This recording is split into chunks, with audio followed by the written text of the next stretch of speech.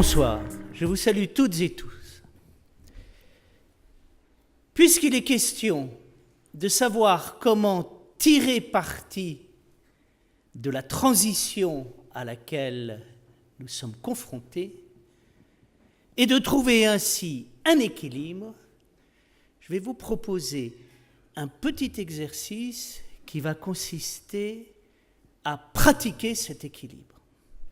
Je ne vais pas vous demander de vous lever, je vais vous demander simplement de vous caler dans votre fauteuil, de décroiser les jambes, de fermer les yeux, et nous allons prendre tous ensemble 5 profondes respirations à partir de notre ventre. Et là, nous serons déjà dans la perspective de tirer parti de l'existence qui est en nous, ce qui nous permettra de tirer parti de l'existence à l'extérieur de nous. Allez, on y va, on ferme les yeux et on prend 5 profondes respirations.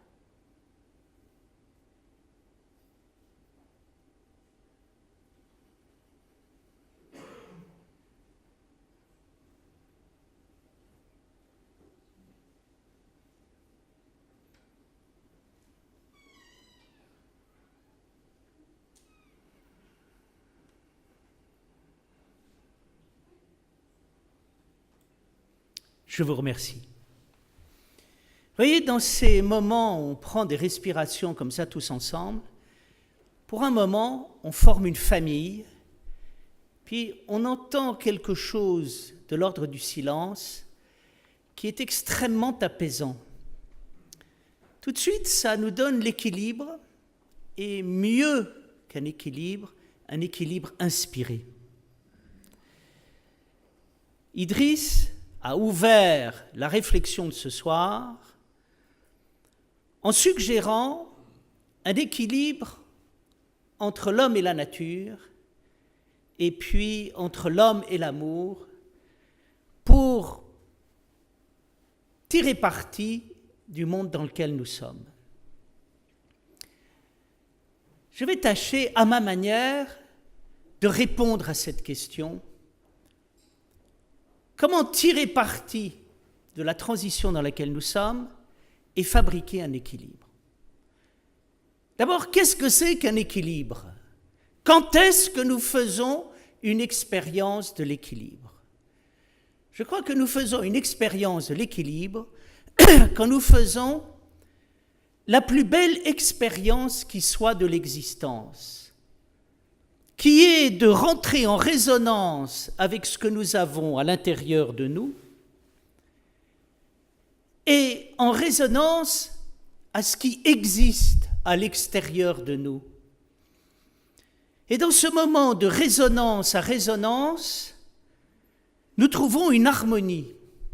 Et quand nous nous laissons inspirer par cette harmonie qui existe entre nous et le monde, si nous nous mettons à regarder le monde avec les yeux de cette harmonie, qu'est-ce qui va se passer? Nous allons découvrir de l'harmonie partout. Et par là même, nous allons introduire de l'intelligence en sentant ce qui est harmonieux, pourquoi c'est harmonieux, pourquoi ça ne l'est plus quand ça ne l'est plus et comment ça pourrait l'être. Il y a quelque temps, j'étais en Suisse, j'ai rencontré quelqu'un qui s'intéresse à l'intelligence artificielle et qui m'a dit « Ce que vous racontez m'intéresse énormément. Je m'intéresse à la façon dont on va pouvoir assimiler l'intelligence artificielle dans le monde. Et j'ai découvert qu'il y a partout des processus d'autorégulation qui équilibrent les choses. Eh bien, c'est exactement ça, cette expérience de l'harmonie. Et les Chinois, avec le Tao, la pratiquent. Ce qui donne une science tout à fait extraordinaire. Une science qui n'est pas liée à la maîtrise du monde comme la nôtre, une science qui n'est pas fondée sur la guerre, mais une science qui est fondée sur la noce et les intuitions profondes qui partent de notre corps pour aller vers l'univers et qui vont de l'univers pour revenir vers notre corps. Comment tirer parti de la transition que nous vivons? Je pense que là, avec cette méthode d'équilibre et de résonance dans laquelle nous allons exister, nous allons pouvoir tirer parti de ce monde. Pourquoi?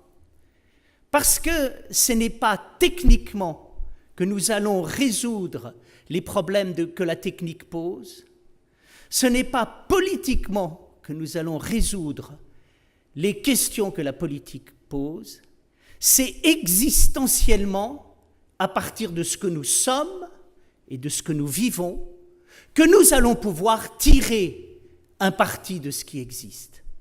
Ce n'est pas parce qu'il y aura de la technique que nous existerons, mais parce que nous existerons, la technique pourra être créatrice et pas être destructrice. Pour ça, il y a un mot qui me paraît très important, c'est le mot lucidité. C'est un mot qu'on comprend très mal et que l'on vit en général totalement à l'envers. Qu'est-ce que l'on appelle lucidité? En général, on appelle lucidité voir les aspects les plus sombres, les plus noirs de l'existence. Tu verras, quand tu seras lucide, tu perdras cet épanouissement stupide que tu promènes dans le monde. Eh bien, la lucidité, c'est exactement l'inverse. Ce n'est pas de voir les ténèbres dans la lumière, mais c'est de voir la lumière dans les ténèbres. Lucidité voulant dire faire la lumière. Les commentateurs de football parlent très très bien de la lucidité lorsque, par exemple, un joueur marque parce qu'il a su à un moment se démarquer et trouver une place démarquée dans la surface de réparation adverse, ils disent « Oh, il est lucide ». Il a vu ce que les autres ne voyaient pas. Qu'est-ce qu'il a vu? Il a vu l'opportunité, ce que Aristote appelle le kairos. Pour vous parler de la lucidité, qui va permettre de faire vivre l'équilibre, l'harmonie, je crois qu'il faut pratiquer les 3 formes de lucidité qui me semblent indispensables pour aborder le monde d'aujourd'hui. La première lucidité, c'est la lucidité de la gratitude. La deuxième lucidité, c'est la lucidité de la fermeté. Et la troisième lucidité, c'est la lucidité de la sagesse. Je crois que si nous voulons habiter le monde de demain, il est important de commencer par avoir de la gratitude. Je crois qu'on ne se rend pas compte de la chance que nous avons de vivre dans l'époque dans laquelle nous vivons. Rendez-vous compte, ça fait plus de 80 ans qu'il n'y a pas eu de guerre sur le sol français. Regardez un peu en arrière, sur le sol de France, en permanence, il y a eu des guerres. Nous vivons quelque chose qui est totalement unique dans l'histoire de l'humanité. Et regardez l'Europe, à part la guerre qu'il y a eu dans les Balkans, l'Europe a connu 80 ans de paix, alors que partout, tout le temps, il y avait eu des guerres. Deuxièmement, il y a des progrès prodigieux qui sont faits aujourd'hui par les techniques. Un vieux médecin disait « Quand j'ai débuté ma carrière de médecin, je soignais, j'étais incapable de guérir. À la fin de ma carrière, avec les progrès qui ont été réalisés en médecine, je peux guérir, je ne me contente plus simplement de soigner. » Il y a des progrès prodigieux. Et ces progrès prodigieux sont liés à la pratique du quotidien qui est la nôtre. Quelle facilité, quelle aisance nous donnent aujourd'hui les progrès techniques. Il y a des choses qui m'émerveillent, le TGV, l'avion, le portable, l'ordinateur, ces extraordinaires facilités de communication qui sont mises à notre service. On devrait se réjouir de la technique et avoir de la gratitude. Mais on ne se réjouit pas.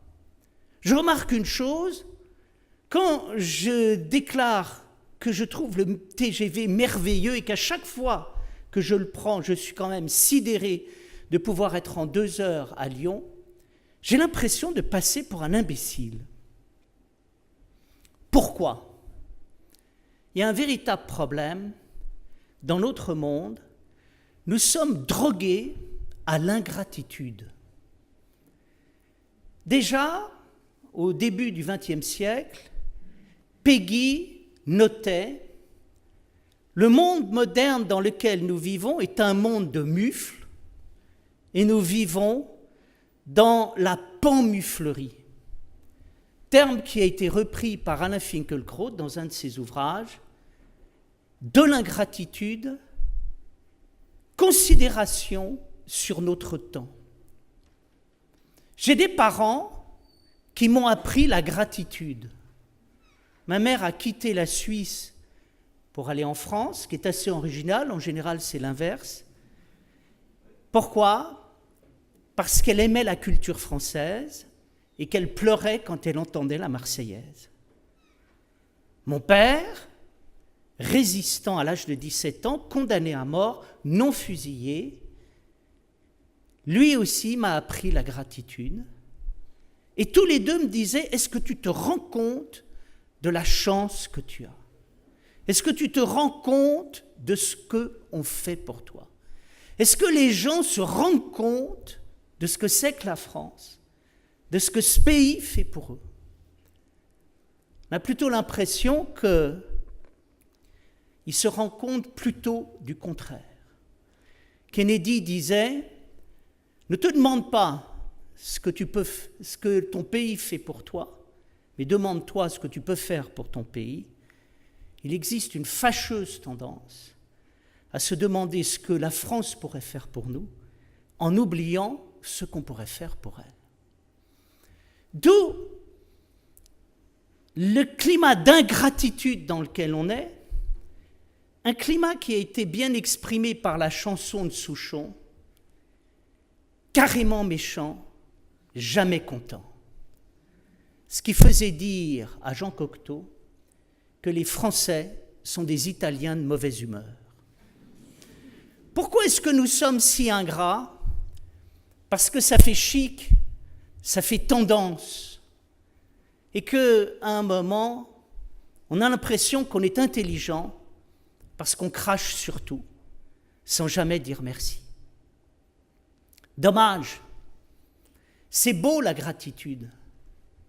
La gratitude, c'est d'abord le merveilleux moyen que l'on a trouvé de pouvoir pacifier l'humanité. Vous invitez quelqu'un, il vous remercie, ça fait plaisir. Vous invitez quelqu'un, il ne vous remercie pas, vous vous demandez s'il a été content. Quand on est content, on remercie. Et c'est très curieux, quand on remercie, quelque part, le rapport au bonheur change. Ce n'est plus celui qui donne qui produit le bonheur, c'est celui qui le reçoit et qui déclare sa joie, son plaisir, d'avoir eu du plaisir et de la joie, qui à un moment donne du bonheur. C'est-à-dire que le bonheur ne vient pas simplement par ceux qui le donnent, mais le bonheur vient aussi par ceux qui le reçoivent. D'où le beau mot grec pour dire merci, efcharisto, qui veut dire merci, mais qui veut dire je suis heureux, et qui montre ici qu'il y a une relation entre le fait de dire merci et le fait d'être heureux, comme si au fond, la meilleure manière de dire merci, c'était d'être heureux. La meilleure manière d'être heureux, c'est de dire merci. Un moment très important, pourquoi ? Parce que ce qui est intéressant dans la formule du merci, c'est la beauté de cette idée. Qu'est-ce qui est beau dans la vie ? Ce qui est beau dans la vie, c'est pas simplement de dire merci parce que le monde est beau, mais c'est de rendre le monde beau parce qu'on dit merci. Donc je crois que c'est très important pour aborder le monde de demain, de l'aborder avec les yeux de la gratitude et d'être capable de reconnaître, de remercier ceux qui travaillent, sachant que l'une des plus grandes souffrances qu'il y a dans ce pays vient de l'ingratitude. Combien de personnes au travail disent « je travaille, mais personne ne s'en rend compte, personne ne me dit merci, mon patron ne m'a jamais dit merci, et d'ailleurs, on ne se dit même pas bonjour ». Ça paraît rien, mais à un certain moment, quand on a cette puissance du merci, on est capable d'apercevoir quantité de choses qu'on n'aperçoit pas dans l'existence. La lucidité, c'est donc la gratitude. Mais la lucidité, ça n'est pas que la gratitude. La lucidité, c'est aussi la fermeté. Certes, il y a de belles choses qui se réalisent dans notre monde. Mais attention, les belles choses qui se réalisent dans notre monde ont un prix. Je m'explique. C'est bien de réussir. C'est bien de faire des performances technologiques. C'est bien d'être dans le monde du progrès. C'est magnifique d'être dans le monde de la démocratie. Mais ça ne donne pas que des droits, ça donne également des devoirs. Et la question qui se pose est la suivante. Qu'avons-nous fait de nos devoirs ? Où sont nos devoirs ? Nous avons la Déclaration des droits de l'homme et du citoyen, mais nous n'avons pas la Déclaration des devoirs de citoyen. Résultat, des années après, alors que cette magnifique déclaration a été produite pour émanciper l'humanité, que se passe-t-il ? On voit apparaître un phénomène aberrant, résumé par une professeure dans un livre intitulé « Génération, j'ai le droit ». La réussite, le succès, la performance, au lieu de nous rendre humbles, pleins de gratitude, a généré de l'arrogance et malheureusement ce qu'il faut appeler une vulgarité d'âme. Cette arrogance, cette vulgarité d'âme, elle a une histoire. Elle commence à la Renaissance. À la Renaissance, que se passe-t-il ? En apparence, des choses merveilleuses, une explosion économique, une explosion technique, une explosion artistique, magnifique. L'humanité se développe.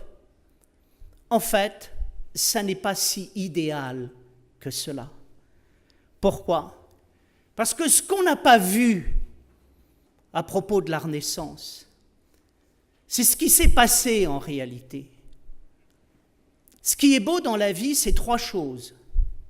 C'est premièrement la vie, deuxièmement le monde, troisièmement, c'est l'homme. Or, qu'est-ce qui apparaît à la Renaissance ? À la Renaissance, ce n'est plus la vie qui intéresse, c'est le pouvoir sur la vie. Ce n'est plus le monde qui intéresse, c'est le pouvoir sur le monde. Ce n'est plus l'homme qui intéresse, c'est le pouvoir sur l'homme. Le pouvoir sur la vie, ça apparaît à partir d'une révolution extrêmement importante dans notre monde.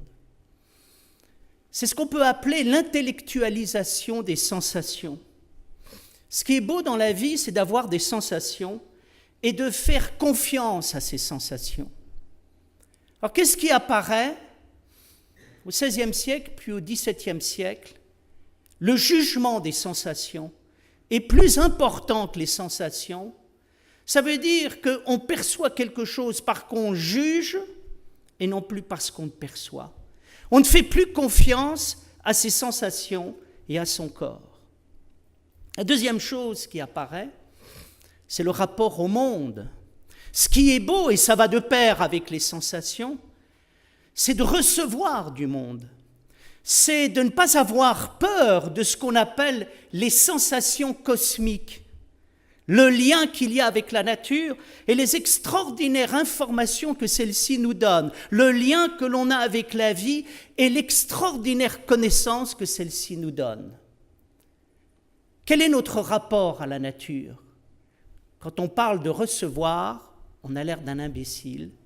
Pourquoi ? Parce qu'il paraît intelligent de prendre plutôt que de recevoir. Enfin, qu'est-ce qui se passe à la Renaissance? Nous avons une mutation concernant l'homme. Au Moyen Âge, l'homme est pensé dans la symbolique de la chevalerie et l'important, c'est de servir plus haut que soi. À la Renaissance, le chevalier est remplacé par le héros grec et romain et l'important, ça n'est pas de servir, mais c'est de dominer. Résultat, à partir de la Renaissance, nous avons affaire à une transformation totale de notre rapport au monde. Là où on sentait, on juge. Là où on recevait, on prend. Là où on était un chevalier qui sert, on devient un héros qui domine. Et ce héros, ça donne quoi ? Ça donne Don Juan, la figure de notre monde. Don Juan, qui se flatte de séduire toutes les femmes. Don Juan, qui justifie cette séduction qu'il fait passer pour un amour de la vie en disant « Pourquoi priverais-je toutes les femmes de l'amour que je donne à une ?» Don Juan, le véritable salaud, qui cache derrière une pseudo-générosité un tempérament de prédateur. Et ça pose quoi ? Ça pose le problème de notre monde, où tout d'un coup, comme Don Juan, ce qui plaît, c'est le nombre. Les femmes ne sont plus des êtres humains en chair et en os. Les femmes sont des nombres accrochés sur un tableau de chasse, et le nombre appelle le nombre. 1000 lettrés chante Leporello dans le Don Juan de Mozart. Et ça débouche sur quoi ? Ça débouche aujourd'hui sur le problème qui est le nôtre. Le problème de l'intelligence artificielle et les problèmes liés à ce qu'on entend par émancipation de l'homme. L'intelligence artificielle est aujourd'hui un problème. Pourquoi est-ce un problème? Ce n'est pas à cause de l'intelligence artificielle qui est géniale. Remarquez la manière dont se posent les avions aujourd'hui. Ils se posent d'une manière parfaite. Pourquoi? Parce que tout est calculé par ordinateur. Et pourquoi tout est calculé par ordinateur? Parce que l'ordinateur est capable de mobiliser 250 paramètres, là où un être humain est capable simplement de mobiliser 27. Le problème de l'intelligence artificielle n'est donc pas l'intelligence artificielle, et je suis sûr que demain, celle-ci pourra rendre de multiples services. Mais on est en train de fabriquer un problème à propos de l'intelligence artificielle. À cause de quoi? À cause de quelque chose qui est grave et qui est lié au succès et qui est lié au pouvoir.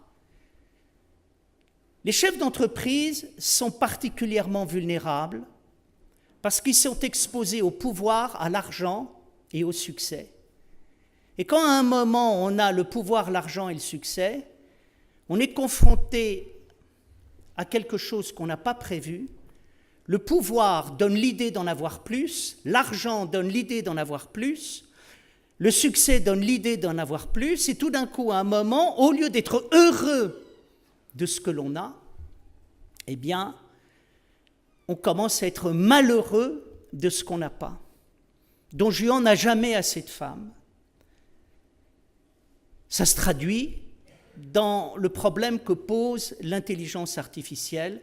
L'intelligence artificielle donne aujourd'hui l'idée d'avoir du pouvoir, et cette idée d'avoir du pouvoir donne l'idée de faire la guerre. Je crois qu'il faut prendre très très au sérieux cette phrase de Vladimir Poutine que nous avons entendue la semaine dernière et qui a dit « Celui qui maîtrisera l'intelligence artificielle aura le pouvoir sur le monde. » Laurent Alexandre a consacré tout un livre à l'apparition des nouvelles technologies et de l'intelligence artificielle. Comment a-t-il intitulé son livre? Il a intitulé son livre « La guerre des intelligences ». Pourquoi a-t-il intitulé son livre « La guerre des intelligences » ? Parce qu'il est conscient que demain, le problème de l'intelligence artificielle ne sera pas celui de l'intelligence artificielle, mais ce sera celui de la guerre que celle-ci va provoquer. Cette guerre n'est pas nouvelle, elle est liée à la manière dont on pense le progrès. Il y a deux manières de penser le progrès. Je peux penser le progrès comme une amélioration de ma vie et un dynamisme de la vie qui fait que celle-ci va de l'avant. Mais je peux également penser le progrès comme la guerre du nouveau contre l'ancien. Il s'avère aujourd'hui qu'on ne pense pas l'intelligence artificielle comme l'amélioration et le mouvement, on le pose comme la guerre. Pourquoi? Parce qu'il y a une nouvelle classe sociale qui est à la fois sino-américaine, qui prend le pouvoir au niveau mondial et qui a décidé de liquider l'enseignement tel qu'il existait. Et donc, cela donne la manière aujourd'hui dont on nous vend l'intelligence artificielle. On nous vend l'intelligence artificielle à partir de trois notions.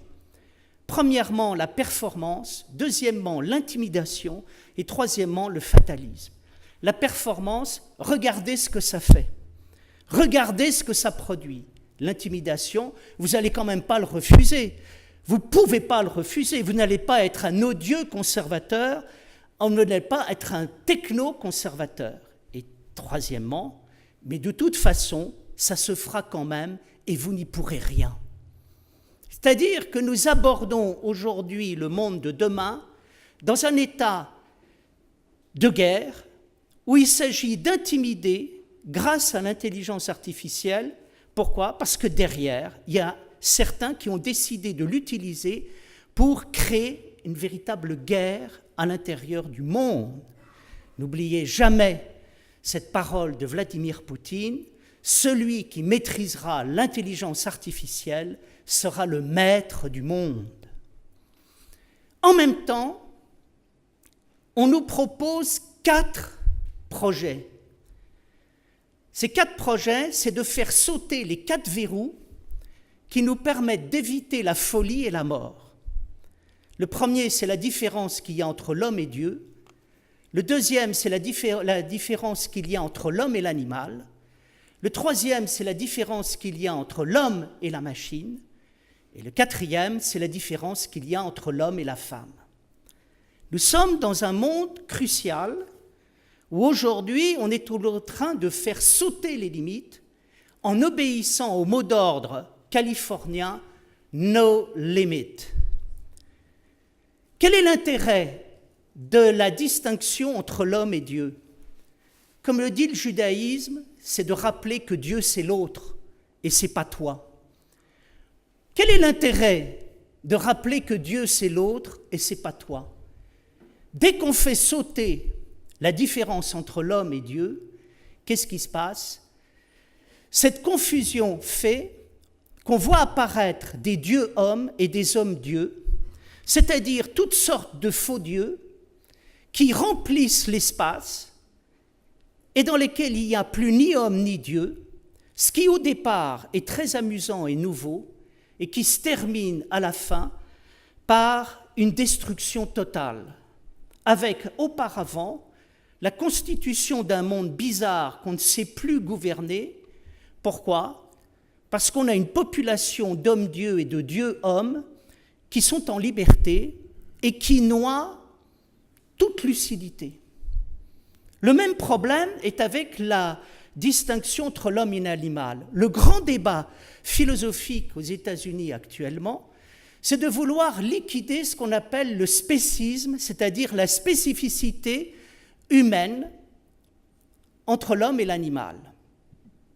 Il apparaît, aux yeux de certains penseurs, comme étant d'un orgueil insupportable le fait de rappeler qu'il y a une distinction entre l'homme et l'animal. Qu'est-ce qui se passe quand à un moment on supprime la différence entre l'homme et l'animal?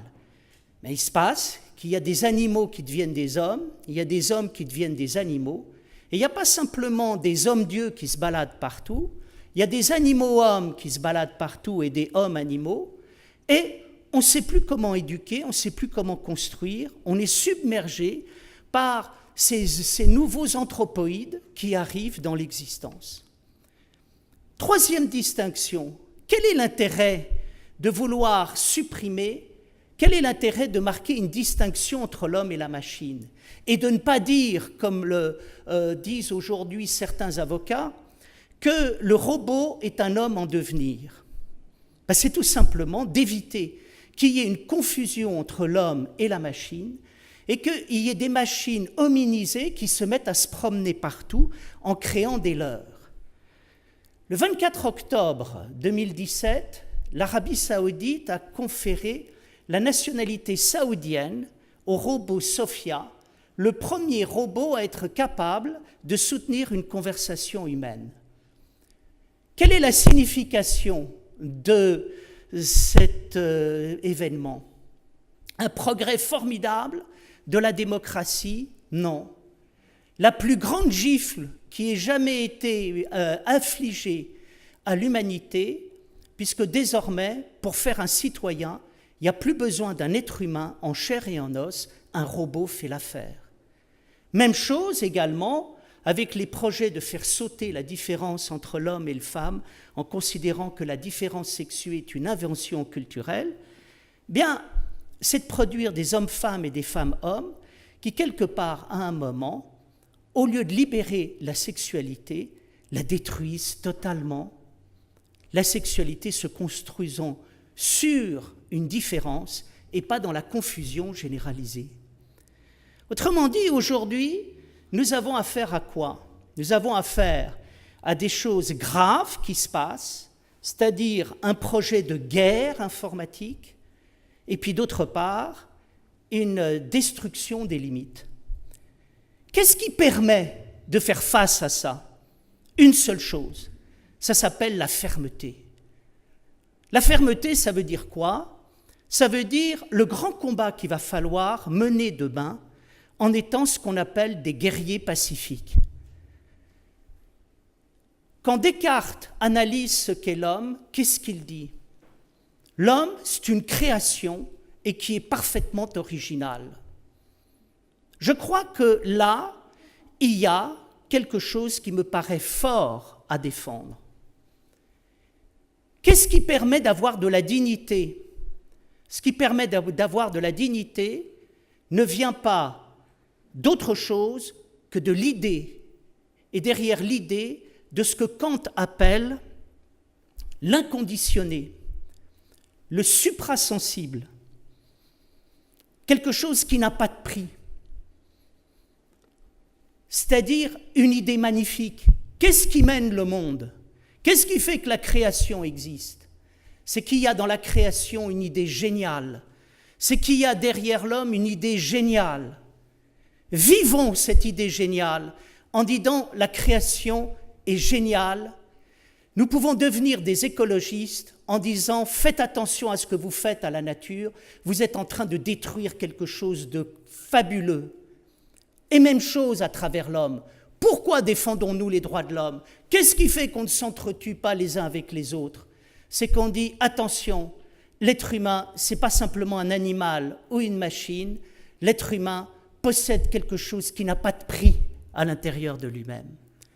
Ça, quand on a le sens de l'idée et de l'idéal, ça donne de la fermeté. Et cette fermeté fait qu'on est capable de dire non.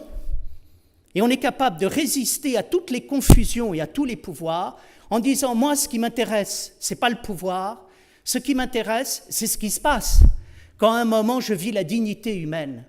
Ce qui m'intéresse, c'est ce qui se passe quand j'explique que l'homme n'est pas une machine, l'homme n'est pas un animal, l'homme n'est pas Dieu, et les hommes et les femmes ne sont pas interchangeables. Ça permet de lutter contre quoi? Bien ce qui se passe quand il n'y a plus d'idéal et un engagement guerrier et pacifique pour faire respecter l'idéal, ce qu'on appelle le pervers narcissique manipulateur. Par là même, ça nous permet d'aborder le dernier point, la sagesse, qui est quoi? La lumière dans les ténèbres. Pour aborder ce dernier point, je voudrais vous raconter une histoire qui en dit long. Un jour, un pêcheur se trouve sur une île magnifique des mers du Sud. Et un grand promoteur, entrepreneur, vient le voir et lui dit « Dis-moi, tu n'as jamais eu l'idée, toi qui as un bateau, d'en acheter un deuxième? » « Non. J'ai cette île où je pêche et je suis très heureux. » « Pourquoi est-ce que j'achèterais un bateau ?» Le promoteur lui dit « Tu sais, tu achèterais un autre bateau, puis avec un deuxième bateau, tu pêcherais beaucoup plus de poissons, puis tu en achèterais un troisième. » Et le type dit « Mais pourquoi est-ce que j'en achèterais un troisième ?» Et le promoteur lui dit « Tu vois, tu pourrais en acheter comme ça un quatrième, puis un cinquième, puis tu aurais toute une flotte. Et puis là, tu pourrais acheter une énorme entreprise où tu pourrais conditionner le poisson, le vendre à travers le monde. » Et le pêcheur demande au promoteur « Et alors, qu'est-ce que je ferais ?» Et le promoteur lui dit « Tu vois, tu pourrais t'acheter une île et puis pêcher. » Je crois que cette idée en dit long. Et je me fais penser à ce que disait Ray Kurzweil à un moment sur la finalité qu'il entendait donner à l'intelligence artificielle. Il a répondu en 2 mots, « to be more loving, to be more romantic ».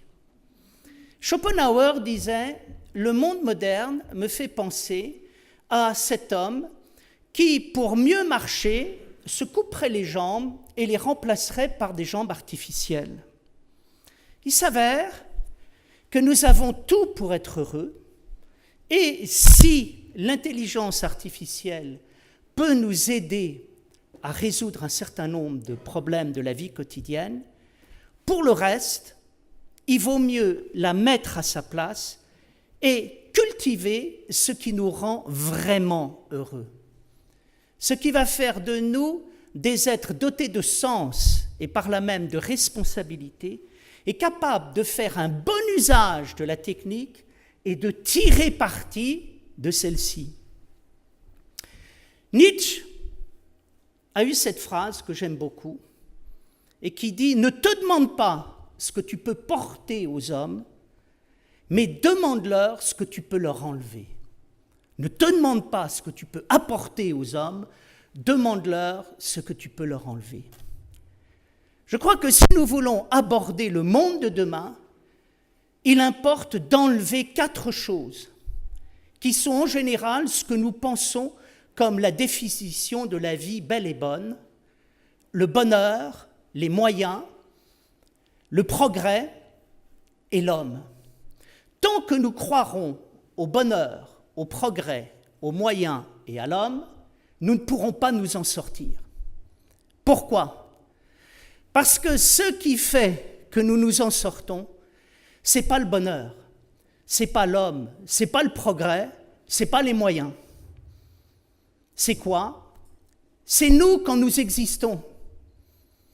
S'il y a le bonheur, s'il y a le progrès, s'il y a l'homme, et s'il y a les moyens, mais s'il n'y a personne derrière pour vivre sous ça, vous pourrez avoir tout le bonheur du monde, tous les moyens du monde, toute l'humanité du monde et tout le progrès du monde. Il n'y aura rien. C'est quelque chose que Michel Serres a très bien résumé. Il a dit le problème de notre monde, c'est le problème des moyens et l'absence de fin. Ce que Nietzsche dit déjà au début de la volonté de puissance en disant le problème majeur d'aujourd'hui, c'est la disparition des fins, disparition qui amène à se poser la question, est-ce que les hommes sont encore intéressés par la vie ? Le but aujourd'hui, c'est quoi ? C'est de nous dire, nous allons accumuler des moyens, et avec des moyens, nous allons enfin pouvoir faire progresser la civilisation et ainsi pouvoir être heureux.